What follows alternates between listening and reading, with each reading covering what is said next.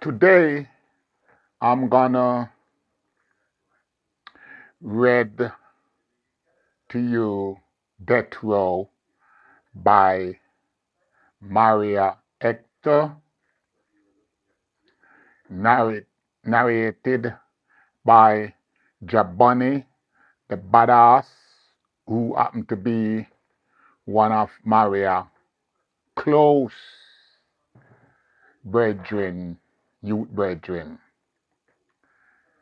Now, this is Maria Hector autobiography, read to you by JahBunny, better known as the badass, the man from Buzzwalk, the Rastafari International Ambassador. As you can see, my face is light up. It is light up for many, many good reasons. Maria was someone that I actually idolize. So it is with great pleasure that I am gonna do this piece of work. This is something that all my life I have been, my life in the Badlands, I have been aspiring to do. You will have to listen very carefully to the wording so you will see what my contribution to this autobiography is. You will have to listen very carefully. What inspired me to be doing this project? It is always in the back of my mind, and the elder for us, Marksman, is still around today. I just try to contact Marksman and Maxine to see if any of them have any photograph of Maria so I could use for this project. Keep in mind, back then, taking photograph was not the norm. I myself had a whole archive of all my friends. For some reason, I was trustworthy like that to be able to keep these pictures. I have kept these pictures for a number of years, and within the last couple of years, I think, don't quote me, I think one of my children have suppressed these pictures for their own purpose. I don't think that these pictures was stolen.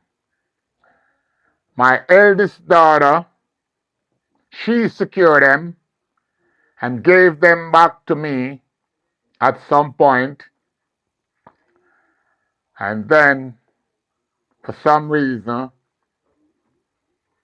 they disappear out my house. The house wasn't broken into, so I know it is someone closely linked have took those pictures for their own personal use. This is how loved one is.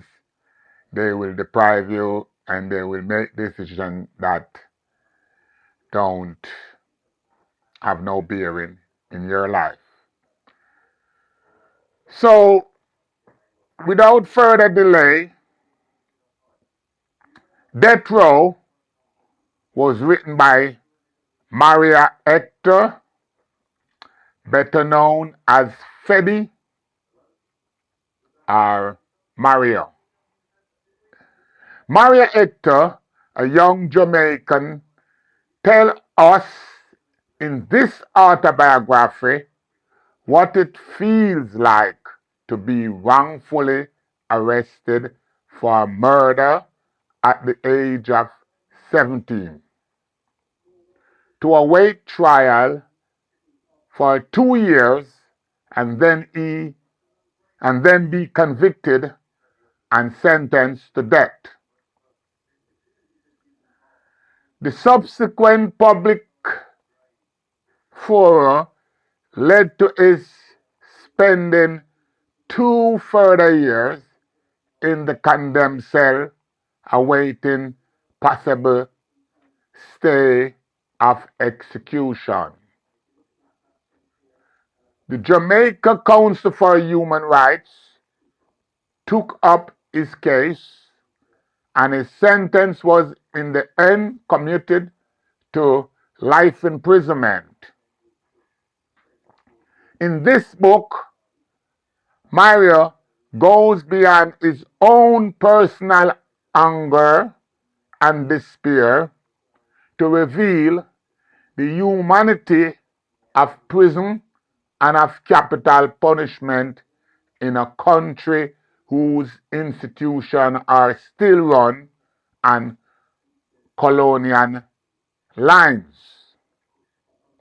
So oppressive were the conditions under which he and other prisoners were held that they were provoked into staging the first prison revolt in Jamaica modern history.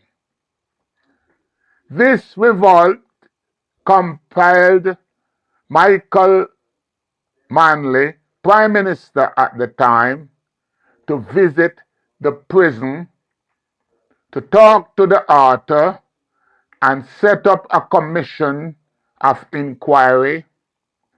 This commission was led by Dr. Lyde Barnett, chairperson of the Jamaica Council for Human Rights. Mario did not give in, despite his youth, to the brutalization and apathy that prison life so often lead to.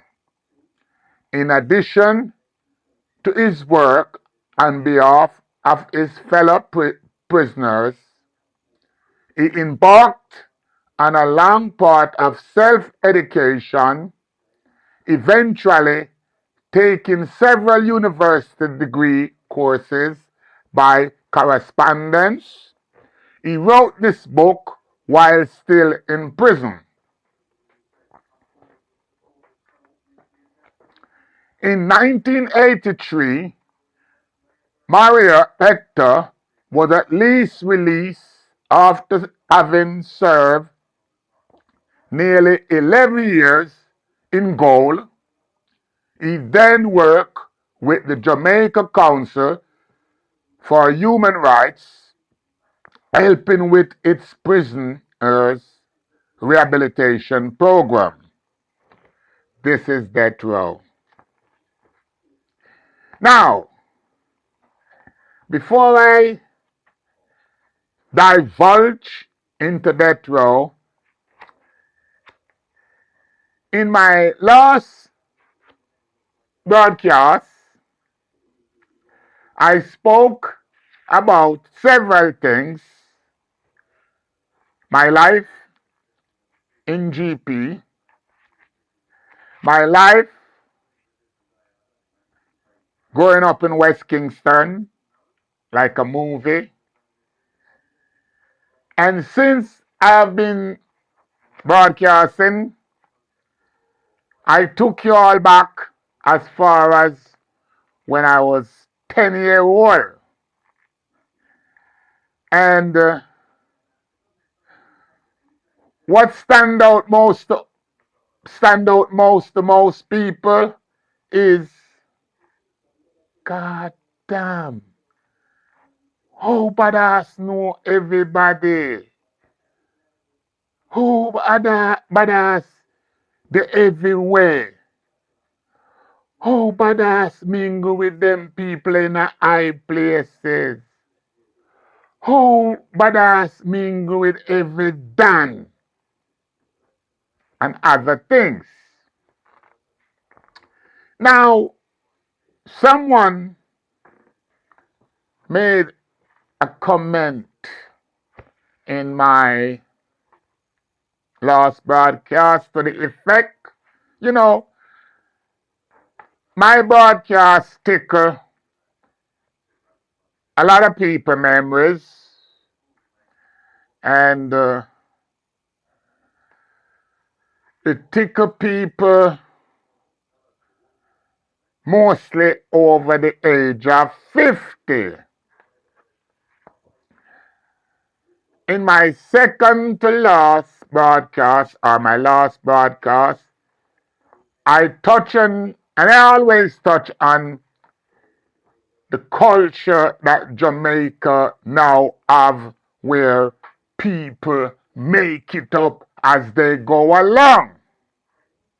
Yeah, I have a serious problem with that. Now, when I talk, my favorite saying, no dog bark. People take offense with that. Now, somebody come down a comment and them say, listen what the person say.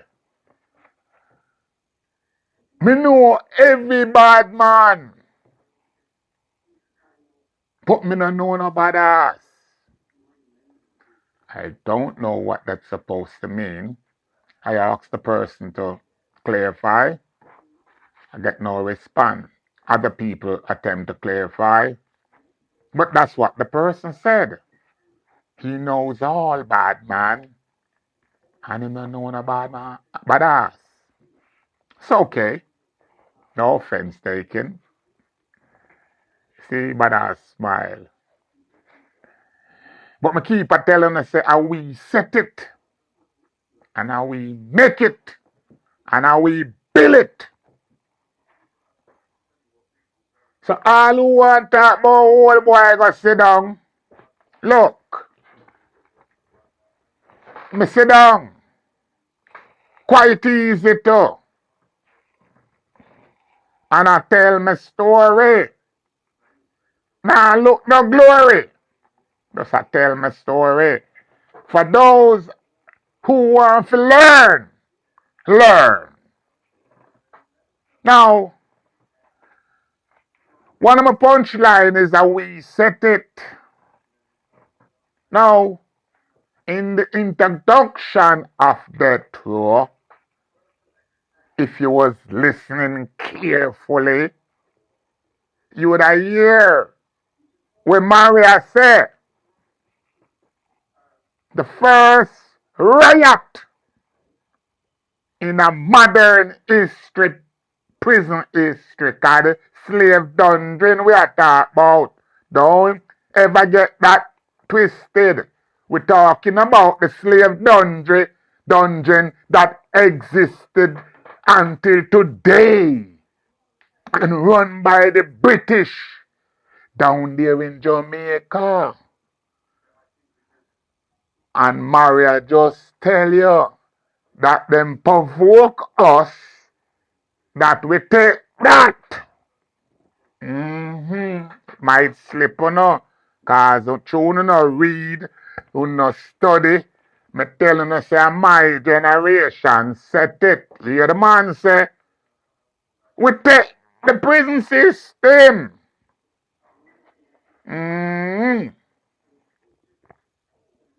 Back up and come again. But I still the same pick Rockers Island. Yeah. Man, take Rockers Island and me a catch. After come me go straight with me. For me give him back that. So when you see me sit down here talk and some little punk come in and me think sometime and try to wind me up. And some people are going like me should not talk my story. If me never tell them I say me take Rockers Island, how would I know about that? Eh? Me telling you the other day say them are telling about shower posse and this posse. And me telling you say, yo, Vivian, when me dep on the ground and me used to be him stinger. Them time that there was no shower. And we are on the ground. And my story this, this a dead true story, but sometimes I have to point it out because my good brethren talk about when him say empty barrel make the most nice. And I done point out to him say him never mash me can, so me never bring no nice to him. And him to give thanks for that. Cause badass bring the nice to any guy. Yeah, he must have forgot. When a nice time, and me starting nice. That's why me can there still a talk, you know. Cause when a nice time, and me string up his sound, and me make him most nice. As you look from badass cross eye, the nice start. Yeah, Dennis Bart did tell me that. Yeah, you have to know these things. Dennis Bart. Yeah, the first time when Dennis Bart escaped and them card him down at the flowers, shot out one of him balls. Yeah, me lock beside him at A1. Yeah, cause when name Noah Dog did mash me car and me have to brush him. Yeah, and when me brush him, me end up a lock pan A1. Next door to Dennis Bart. So me under the schooling now. Cause me don't forget, you me know Dennis from street, but now me move up where me lock beside him. A1. A1 where they are Spanish town. That time I think them a try to keep him separate from Maloney.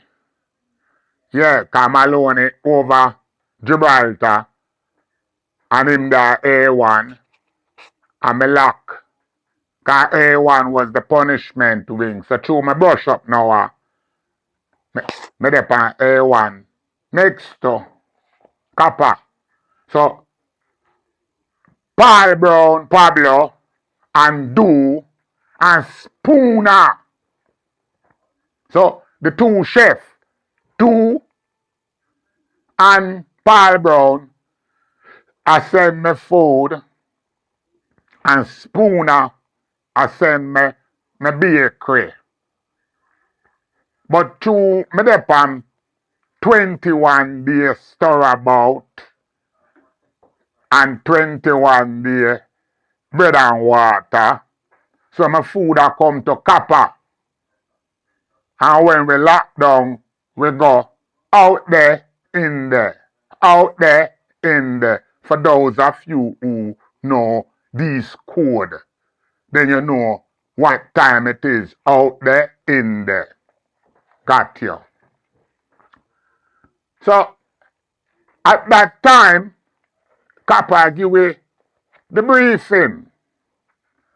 And the briefing that, I give it to free now. The briefing that whenever you are surrounded, never make the fatal mistake to talk about give up. There's no give up in this thing. Death before dishonor. So there's no give up. When you're surrounded, make sure when the night start, you start it. That raps tell I. So the game play. Whenever you feel you're cornered, you start the night. Don't wait for the night start. Simple. Nothing elementary.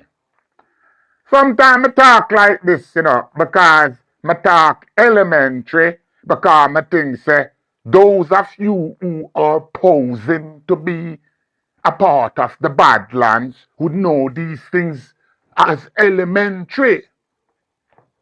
Only to find out that most of you never get no training or no discipline. Now call no name. I think I must make it clear for the record again that every time badass get captured, badass always get captured for things that other people do. It's a tradition thing. We don't give up nothing. We hold for hold and fall. Now, first time I got prison, I got prison for sock. Everybody know that. First time I got prison for sock. Everybody know that. First time General Starkey got prison, him got prison for badass. Everybody know that. First time Sock got prison, him got prison for blacker. Everybody know that. First time Lepo got prison for iron sock. Everybody know that. Me know they are going to the history for my dead friend them. So sometimes when you hear me talk, when I get no feelings like, but also call people name. Then I'm a blood clot brethren them, I can call them name. Me and them grow, them dead. So my story interlink. So you can't boy talk about him not know about that. So if you know me and you wasn't around, or if you say you come from downtown and you know about us. Then if you don't know about us, go ask your father, go ask your mother, go ask your granny. And if them don't know about us, then where them come from? That's right there, I'm going to ease up from this right now. My good friend talk about empty barrel make the most nice. Me keep a spread on that. Because I know say the hygiene them are going to have to ask him like, what now where you badass have? Because him can't tell nobody say me and him have anything. So I'm not going to dwell upon you again. Because as long as that you're out of order to say what you say. Yeah. And a long time I know say he was a fighter still. Because he left up at the hill and gone back down a ranch. Yeah. Gone down back a ranch and then you gone out of East Queen Street and you start spar with some different man. But you don't know say I and I is I and I. So when a response to who you are spar with, no time at all. Remember that. I and I Parker, it's no response for no guy where you par with. Cause we build you. Yeah. But don't tell him already how down a ranch used to run. But don't tell us my brethren Mowley and strength down there. But don't tell us JahWorm down there. Raza, which is Claudia, and the whole team in a ranch is our team. Rasta team. Matter of fact, me auntie sell out a ranch gate.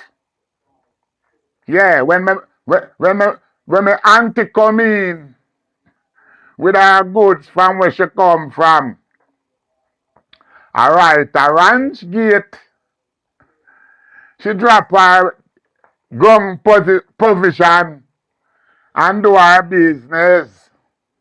Yeah. So, me telling her already, say the sidewalk controlled by us. You know, say me, you know, us. Got the whole of my brethren, them, ancestry, mother, sister, brother, and them run the street, Spanish Town Road, West Street, Yearwood Street, Orange Street, King Street, anywhere, anything jack up for sell, and we that, Bedford Street, Luke Lane, Matches Lane, from top to bottom. So when a guy was saying that no badass, the wrong say that. Wrong say. Anyway, make we go in a fed, you know. Because that it was supposed to be about. I'm going to try to keep it level and not get too emotional. But if me get emotional, forgive me because this is a very emotional piece of work. Yeah. Cause there's nothing sad about this because now that I reach this beautiful age and can look back upon my life and put things in its right perspective, whether right or wrong, you know, there is some joy into, you know, doing this piece of work. Salute again, Marksman. Yeah, Winston. Salute with great respect and honor. This piece of work involves you too. And I'm going to call it like it is. Because here it is. How the game play. The youths them for know the game play.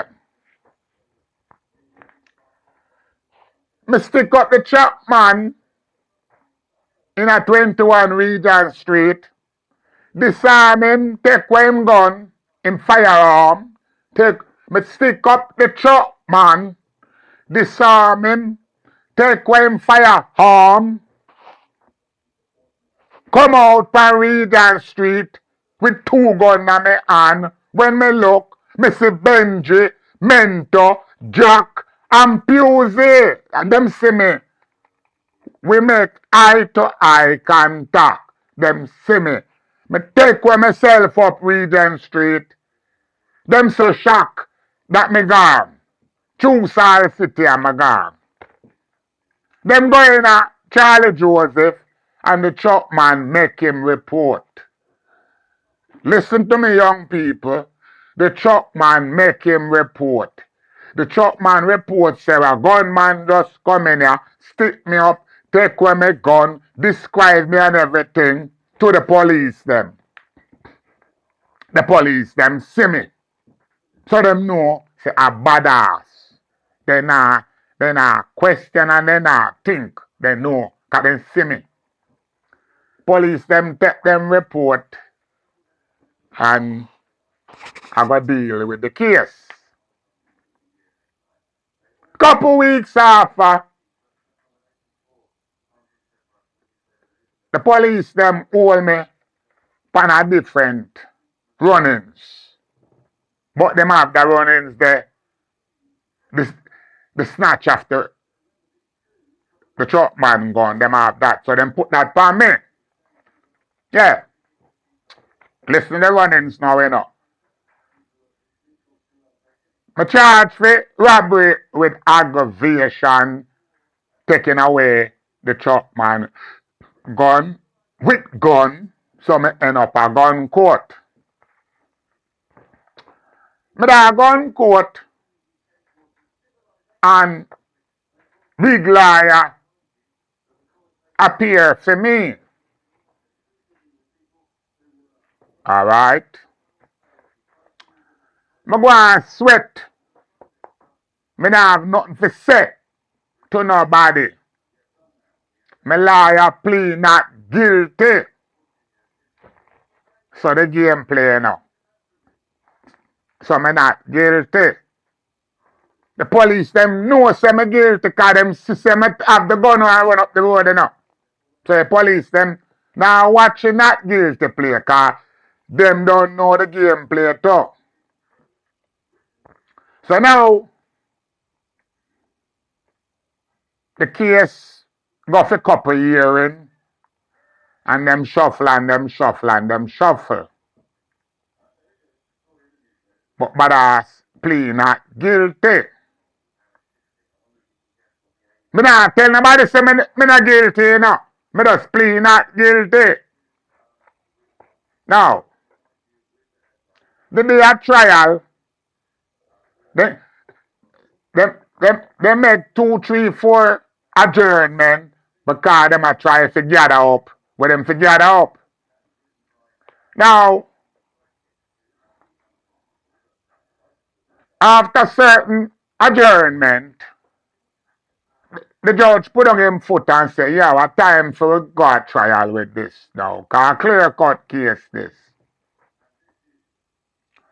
Upon the final appearance, my lawyer move for no case submission on the grounds that we cannot find the witness because the address that the witness give when we go there, it's an open land. The judge grant the no case submission, but as touch back road. Benji see me and know said that boy that skillful. Jack see me and know said that boy that slimy. That's how the game play now. Why I say that just now? Maria, in his opening statement, tell us him that GP for murder innocently.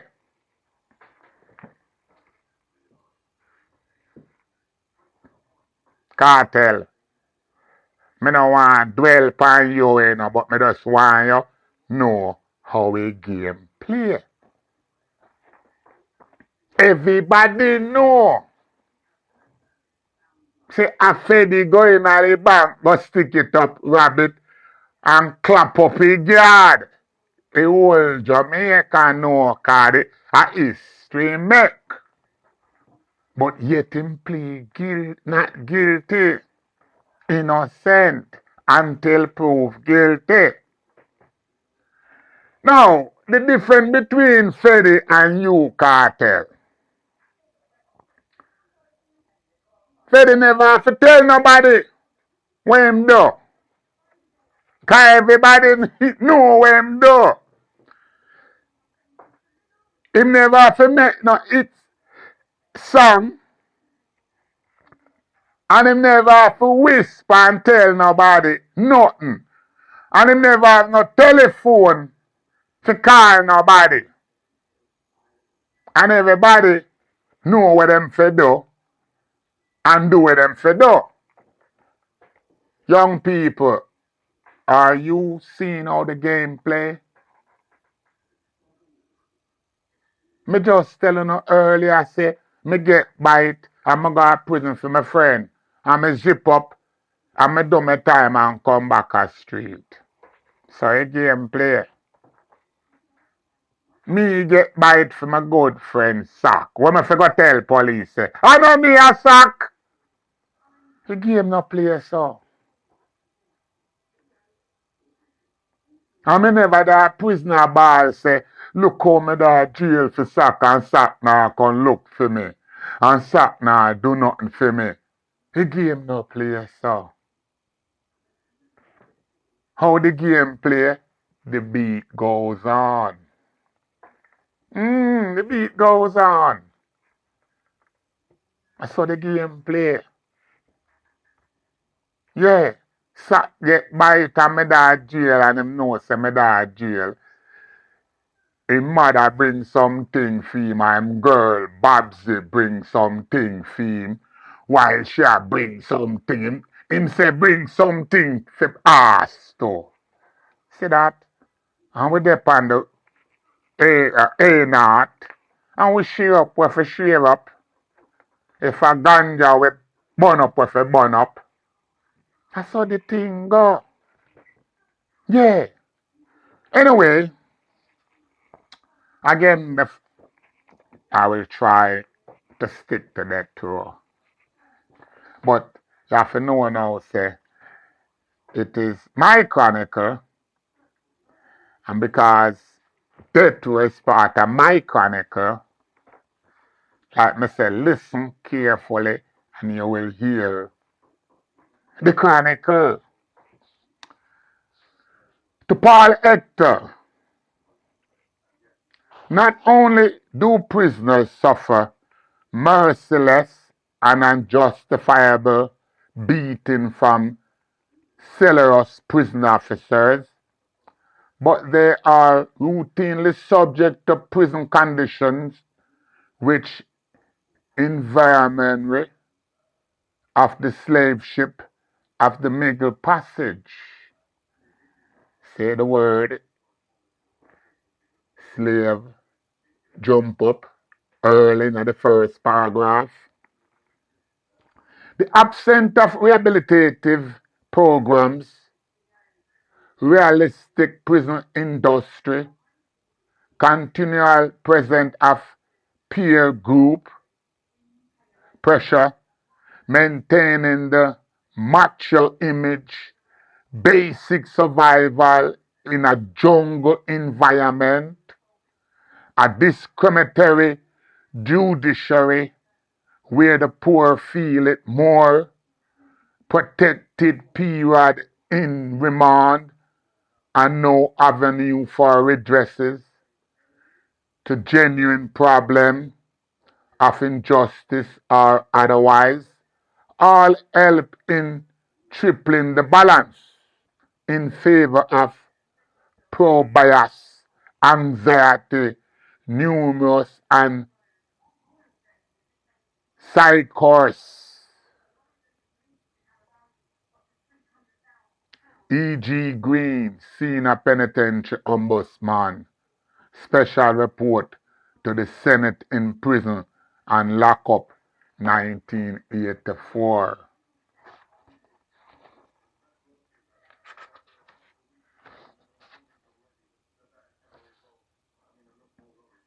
Death Row was first published by Z Book Limited, 57 Caledonian Road, London N1, 9BU, in conjunction with the Jamaica Council for Human Rights, 131 Tower Street, Kingston 8, Jamaica, in 1984.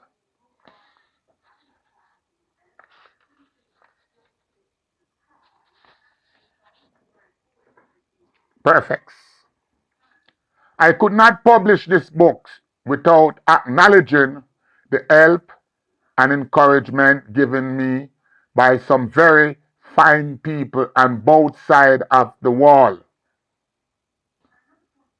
Some brothers incarcerated at the Gun Court General Penitentiary at St. Catherine District Prison who at different times risk brutality and punishment to protect this manuscript and whose valuable criticism and moral support means so much. The lady who typed it, my attorney, Roy Taylor, who reinforced my confidence. My brother, Leon, and a very special black woman, Maxine, who inspired and worked so hard to ensure the publication of this book. That's what Freddy said, giving thanks for the people that helped him to publish that book. Now, the foreword. Commission of Inquiry have previously described the horrible condition existing in certain prisons, but never before has anyone in the English-speaking Caribbean expressed so poignantly the fear and frustration and despondency and resentment, the pain and suffering experienced in the prison system, and particularly by condemned men. The author speaks from the anguish of a soul tortured by sense of personal injustice, but with the intellectual favor of a mind which refused to be subjugated.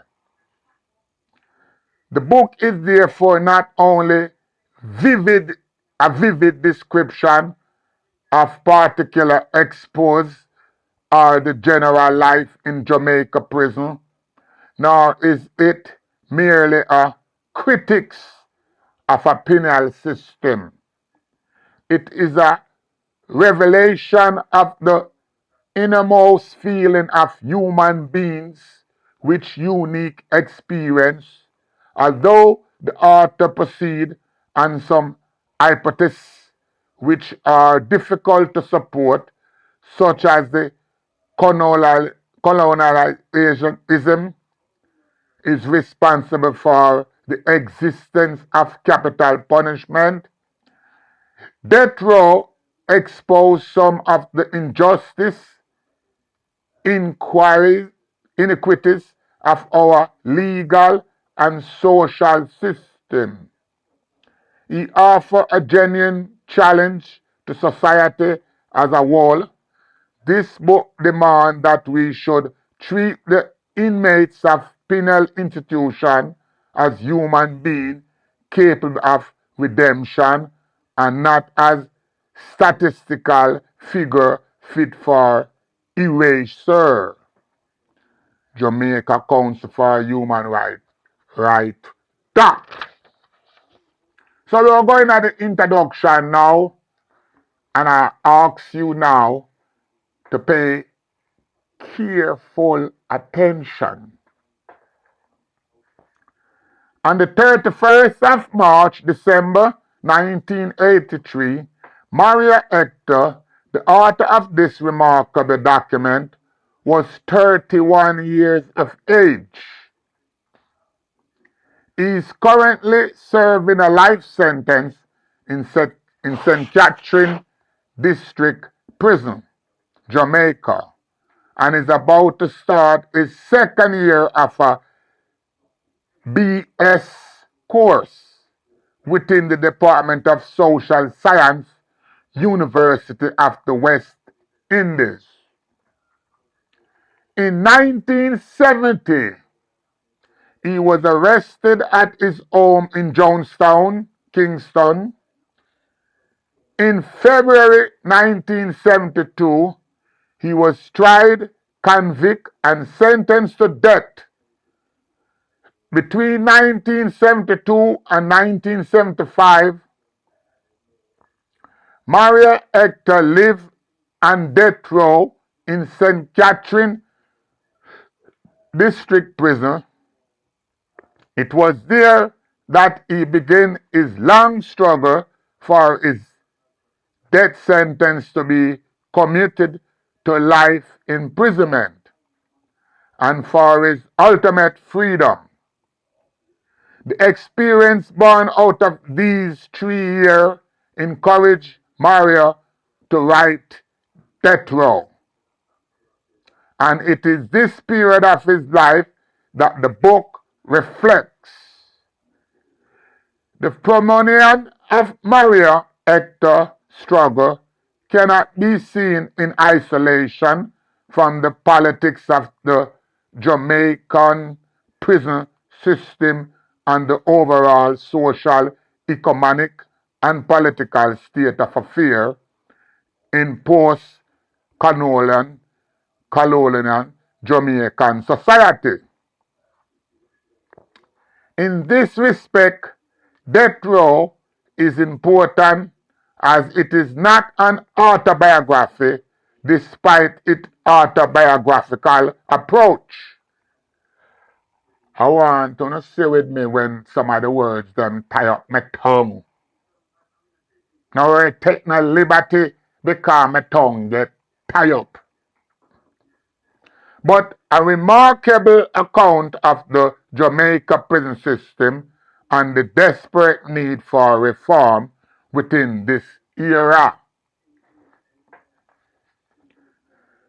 The penal system, the penal system in Jamaica comprised of 6 prisons scattered across the island. There are 3 maximum security prisons and 3 maximum security prisons and 3 maximum security prisons. That should read 3 maximum security prisons and 3 minimum security prisons. That's what it should be, not maximum twice. So you see, because me have first-hand information, I can make these little tweaks. The Notorious General Penitentiary is the largest of the maximum security prison. It was formerly the location of the largest slave market. Listen again, slave dropping at the thing again. It was formerly the location of the largest slave market of the English-speaking Caribbean.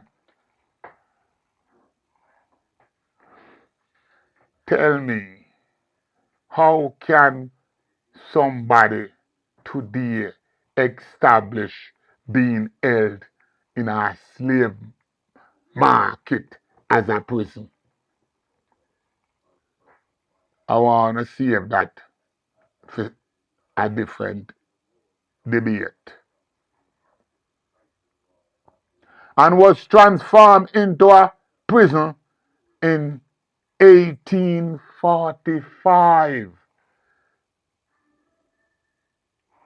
This prison was first a slave market, and then in 1845 them turned it into a prison up until today.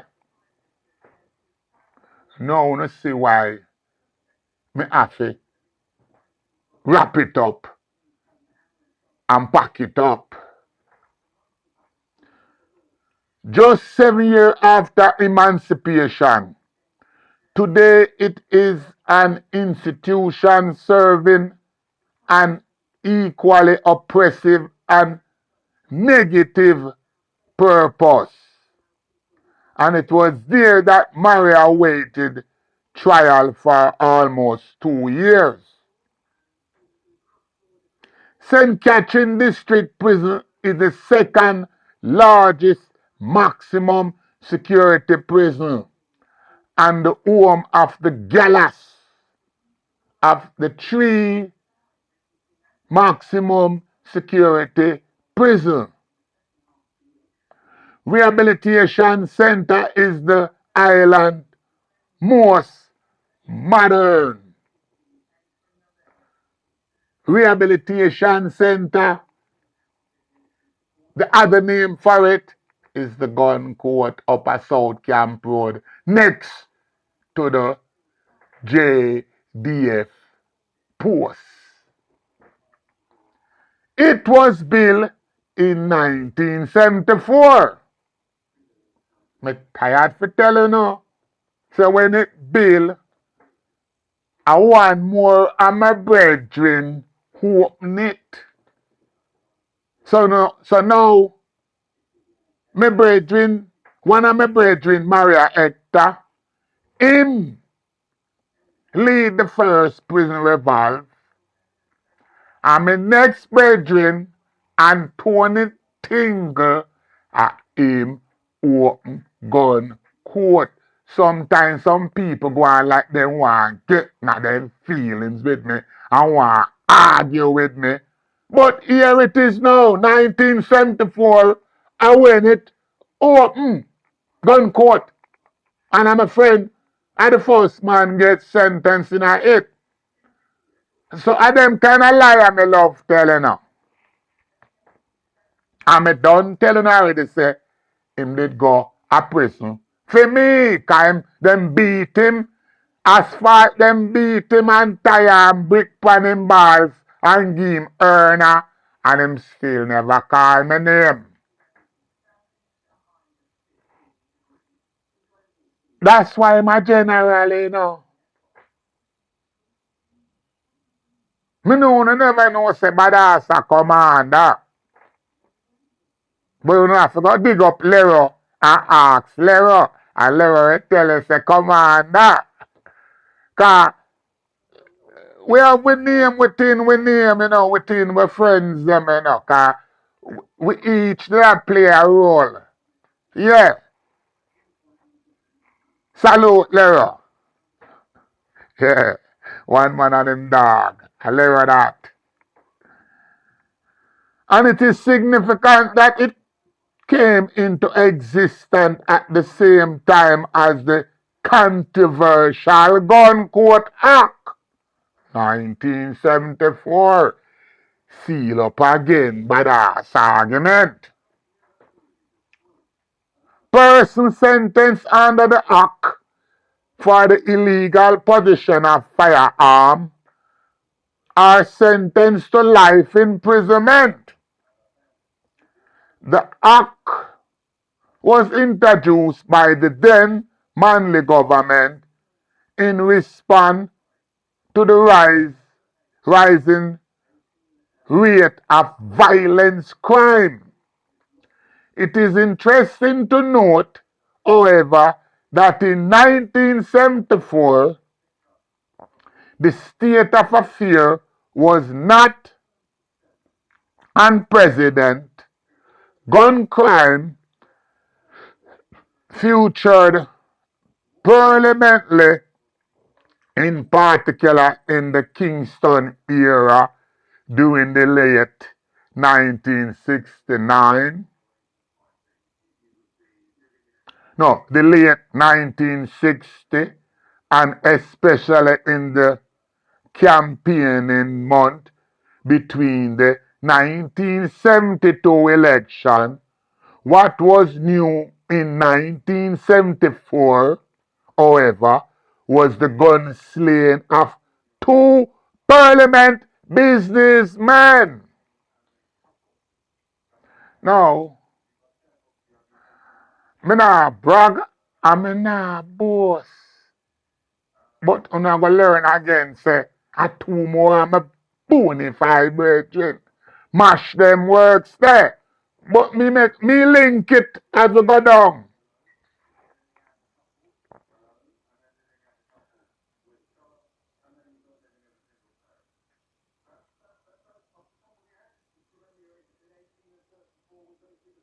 What was new, however, was the gun slaying of two parliament businessmen.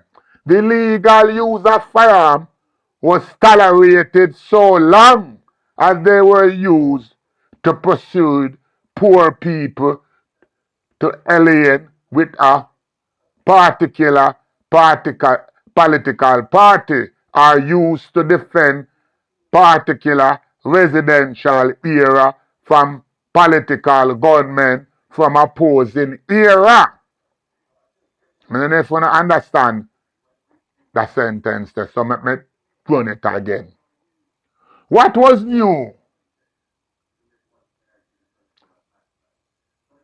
however, was the gunslaying of two Parliament businessmen. Let me tell you the two businessmen names. Leo Henry and Fitz. Them names, I think Fitz Henry. Right? The illegal use of firearm was tolerated so long as they were used to persuade poor people to align with a particular political party or used to defend a particular residential era from political gunmen from opposing era. It was different matter. It was a different matter, however, when these guns were used in crime against property and big business. New York, London, and Toronto are three cities that have a substantial number of Jamaican ex-gunmen. Once an alleged to either the JLP or the PMP. Most left Jamaica hastily and illegally, and most boast that officials of the political party they were working for actually aid them in securing false documents in order to fly out. The young brother who pursued me to correspond with Mario back in 1978 owned at least 3 passports bearing different names. He made no secret of the fact that while in Jamaica he was a PMP bad man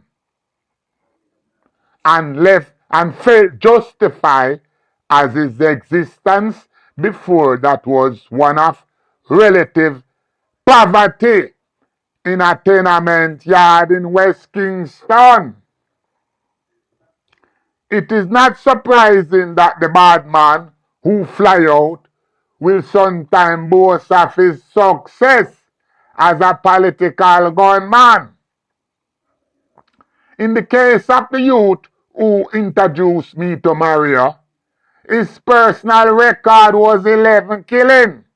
Naturally, all of the victims were of the same class and background as himself.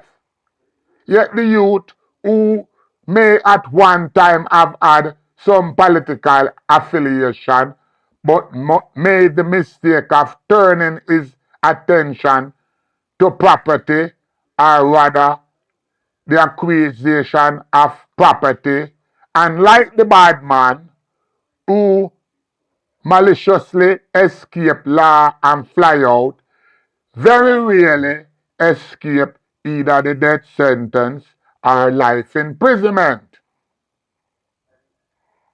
In 1979, over 80% of prisoners were in prison on property-related charge. More than 90% of all prisoners were from a lower working class background and environment. And importantly, 85% were youth between the age of 12 and 26, and only 43% of the total were literate. Jamaica is well known for its gross inequality in the distribution of its wealth and income. The notorious and conspicuously luxurious house of Beverly Hills and its immediate environ looked down mockingly at the sufferers of the Kingston shanties. The catalog BMW and Volvo jostling with handcart and overcrowded minibus in the narrow street of Kingston, while the ruling class wallow in its luxury. The vast majority of the population eke out a precious livelihood in an environment of increasing unemployment, malnutrition, and child labor. It is not surprising then that the barbarity of the wider society is reflected in its prison system, where the erosion of the prisoners' basic human rights is complex and provoke no official response and little public interest. During his 13 years in the prison system, Mario spent time in all three maximum security prisons. After 1975, he was constantly relocated by the authorities, who viewed his organizing activity and entry into higher education with suspicion and contempt. On the 15th of November 1979, the authority under the direction of the then Commissioner of the Department of Correction Service, Dudley Allen, transferred Maria from Rehabilitation Center to St. Catherine District Prison. This followed the election of Maria as president of the Student Council by the inmate at rehab. Immediately following his election, Maria was brought before the superintendent and warned that he would be severely brutalized if he were to lead the council along any militant lines. The following week, the student council held a debate on the Gun Court Act and decided they would petition the Minister of Justice on the issue.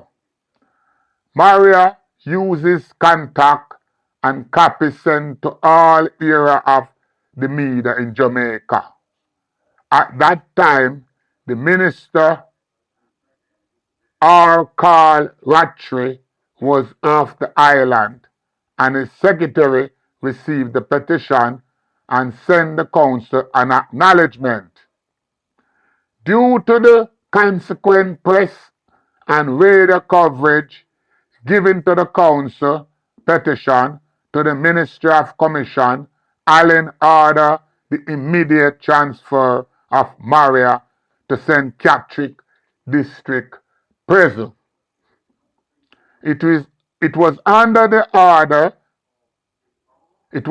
his order that on arrival at St. Catherine, Maria was located at the psychiatric block. His books were taken away, and all the indication were that he would no longer be able to study for a further exam. In 1980, however, I received a reply to my letter inquiring about this state of affairs from the Minister of Justice. Although his letter said nothing concrete, I later learned from Maria that since my letter had been received by the minister, his situation had improved and he was once more in possession of his books. As of February 1982, Maria had been due for a parole. In January 1982, he wrote his letter to me. I have already filed my application for location at the prison hostel.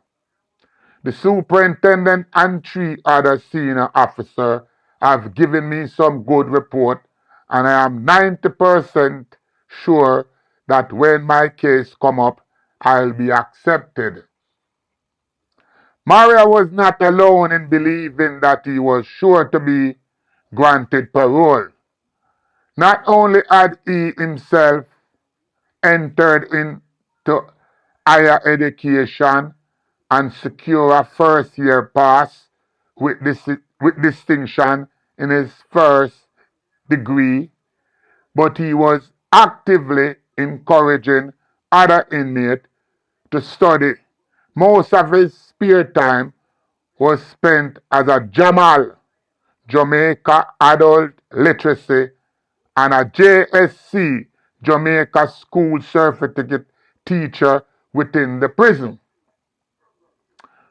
When I visit Jamaica in July 1982, Maria informed me on my first visit to him in St. Catherine District Prison that it would only be a matter of days before he was moved to a pre-release hostel by the end of August. On my return from St. Lucia, Maria was still hopeful that he was to be relocated. Given parole before the start of the new university term in September, before the start of the new university term in September. I was also assured by the Department of Correctional Service that things certainly did look set for the coming September. When I left Jamaica on the 20th of September, Maria was still at St. Catherine. In June 1983, all indications are that he is still awaiting word as to when he can expect parole. Knowing Maria as I do, I believe he's hopeful that his book can help to create some meaningful debate on the whole issue of capital punishment and penal reform in Jamaica. Elsewhere of the book, he said, "When Death Row becomes a book, I will have made my contribution to penal reform.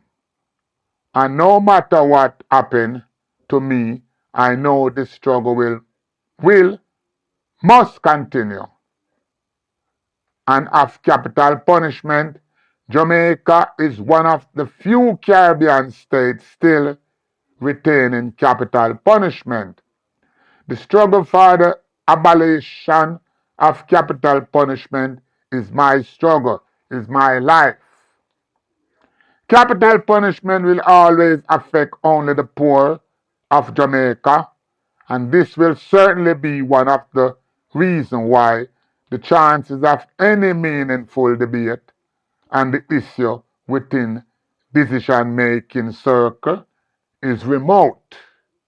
If only the poor people in Jamaica, that is the vast majority of Jamaicans, examine the fact that of all the victims of the hangman news, of all the victims of the state murder, few, if any, are from the middle class. Why is it that it is only poor people, children, who fill the prison? Why is it that it is only they who are serving life sentences and are housed on death row? Jamaica is full of contradiction, and it is time poor people began questioning those contradictions more deeply and indeed organizing to overcome them. Maxine E. Petanal. I want to say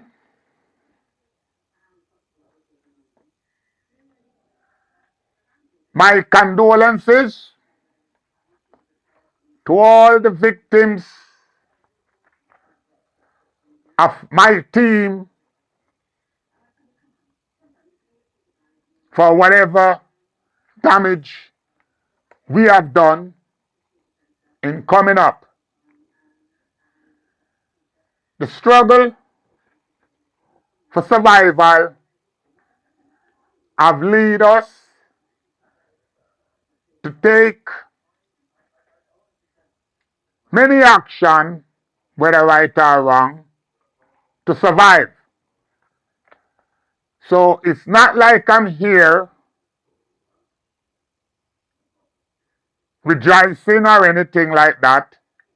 It's just that the truth must be told. We must take responsibility for our action, whether good or bad. So, with that said, today, my sincere condolence goes out to the family of the bank guard that died on that crucial day. Wasn't personal. It was us and them. And it's very simple, us and them. When we go on our works, we never go on our works plan, say we are go up on the works, go kill anybody. The works is the works. We're going in there and we're taking the money. If you get in the way of that, then collateral damage. Us and them. I'm just saying, I'm not here rejoicing that what happened on that Monday morning in that commercial bank was something to be joyful about. It was a job. It was a works. That's how I have always treated operation. It's a works. So with that said, stay tuned and keep locked for further reading of Death Row.